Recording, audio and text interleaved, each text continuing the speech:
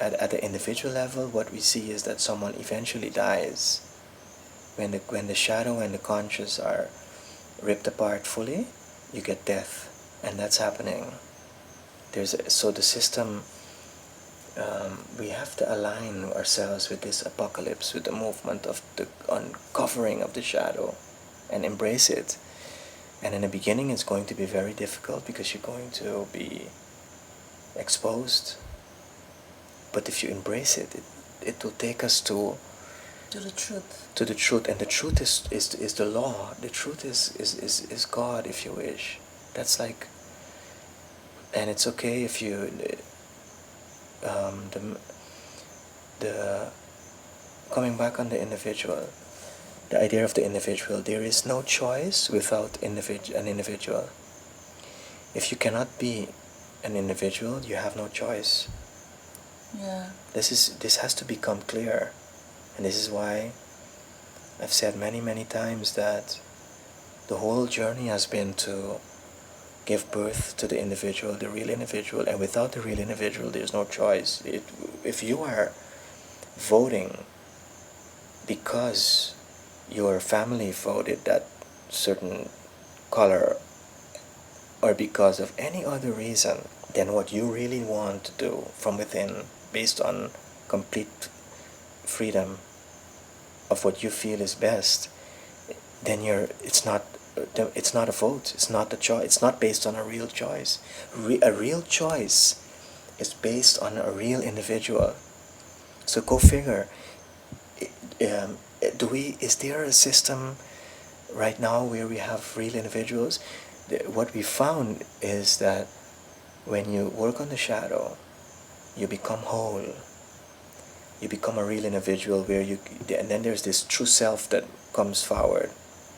And then you can move forward from within based on that, who you are. That is the real individual. So there is no real individual without working on the shadow and finding what we call the true self. There's basically no truth, which is choice, integrity, and all of that, which are the virtues. Without the true self, so in a biblical tradition, you would get that you got the spirit, and you have the fruits of the spirit, which are the virtues. So there are no virtues without the spirit, and the spirit is the true self. The self, at the deepest level, is what we would call the spirit. So this is what I said in a prior video, is that this whole thing started with the Jews. They left Egypt, which could be construed as this collective system where the individual is really non-existent. And then the Jews went up to Jerusalem, and then mind you, most of this movement got lost into materialism and egoism and all of that. But there was a strand that went forward with this movement. Some call it the apostolic succession or whatever, the Gnostics, and then you have the tradition of King Arthur in Northern Europe, which is where we know that this movement went on. And then you have the Grail legend, and Jung was part of this.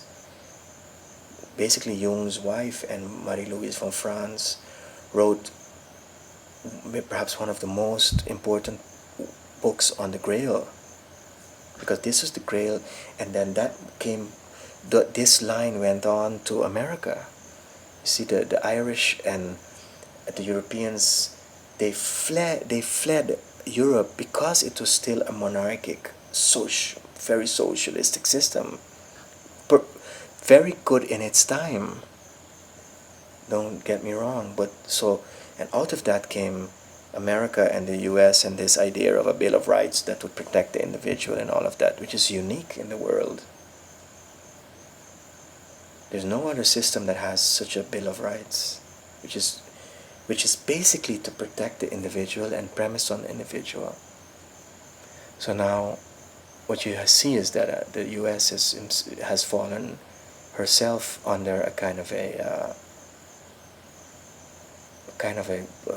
totalitarian process.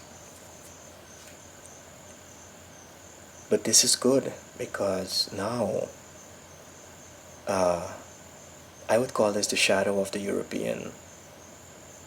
You see, it's just leaving Europe doesn't guarantee that you're mentally free from the past. And this is why now in America, in all Americas, it all stands or falls on whether we really become individuals. Because So why is it good then? it's good to wake us up to become truly aware, because this is the shadow. This is the shadow of the European that went to the America, which is actually the kind of a socialistic totalitarian system. And now, No, they're going back to that.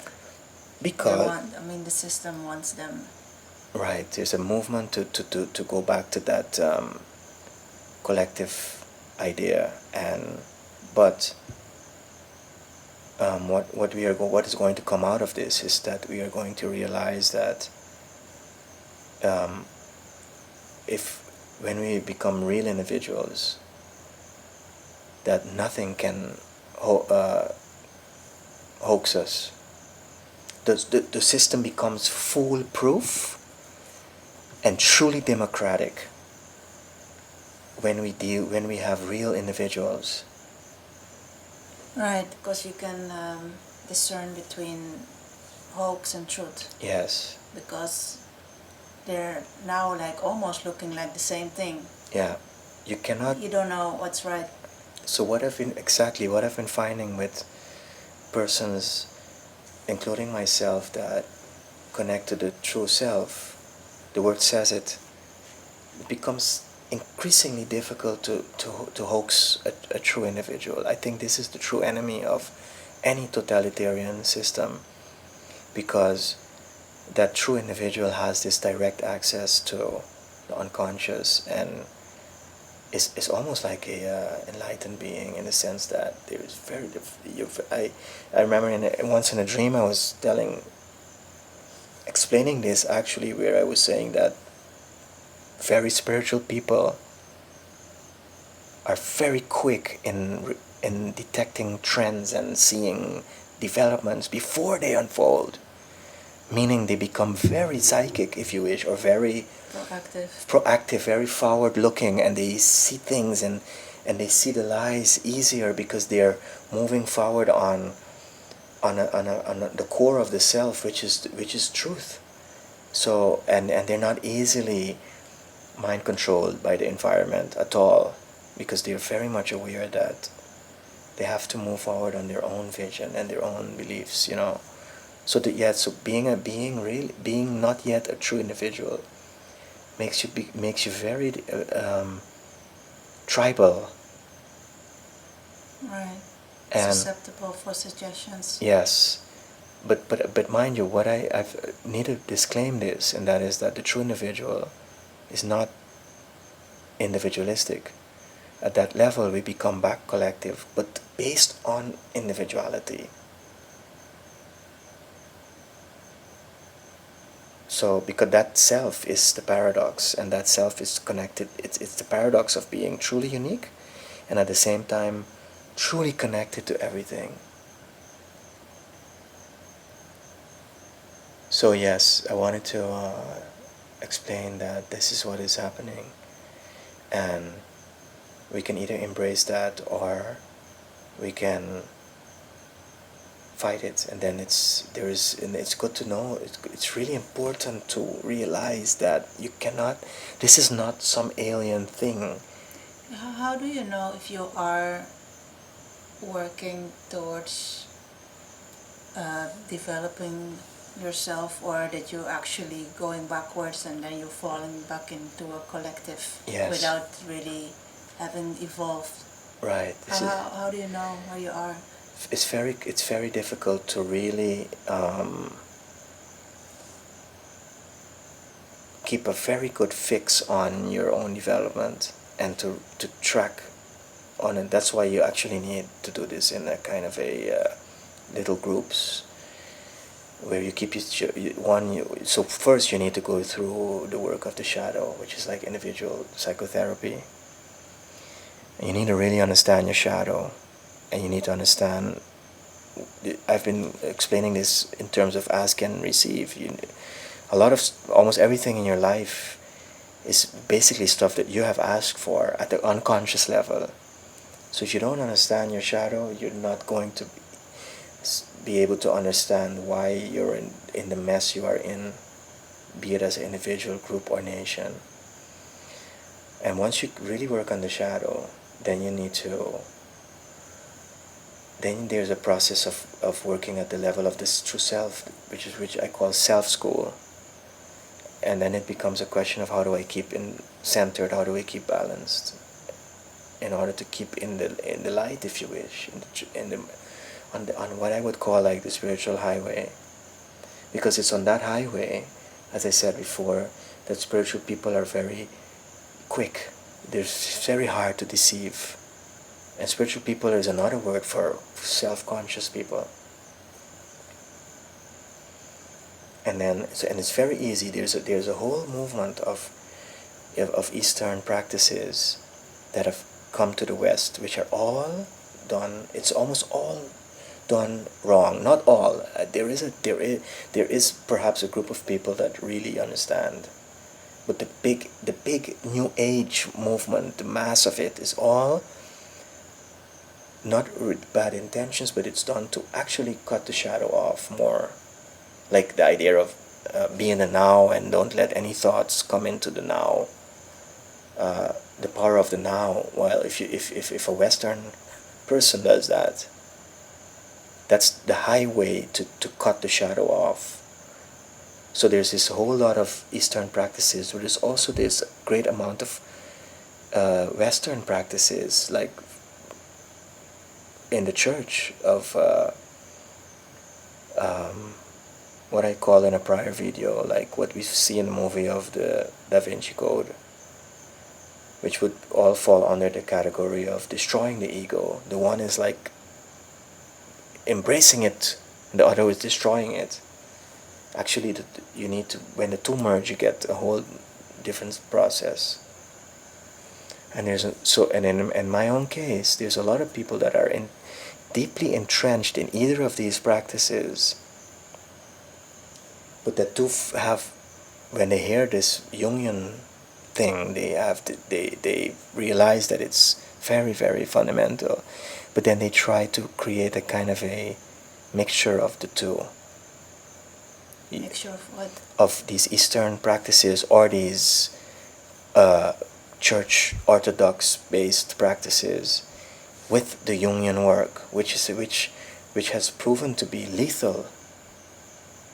So a point comes in which you have to choose. And this is a part I really wanted to discuss today also, because you cannot be either. You cannot be. There's a scripture that I'm not sure exactly how it goes, but you cannot be fish and meat. You're either one or the other, and you cannot mix these practices, because these practices, they keep the door open of repression, and they open up the door to dangerous forces. So you cannot mix them. You have to complete the therapeutic shadow work. So how people can flee then? If you like practice yoga and be in the now, and then on the side you do shadow work, how are you like repressing then? Right, you're going to be the dreams show it as having holes in a cup. So the container, which is the Grail, the self is the Grail. You see, the whole journey was to find the Grail, which is the self. That's the forbidden fruit. And then, but the cup is to contain the self, which is to contain it's going to remain full of holes, meaning that you do some shadow work and then you close it up, and then you go and do the Eastern practices, and then you open it back up. So it's going to be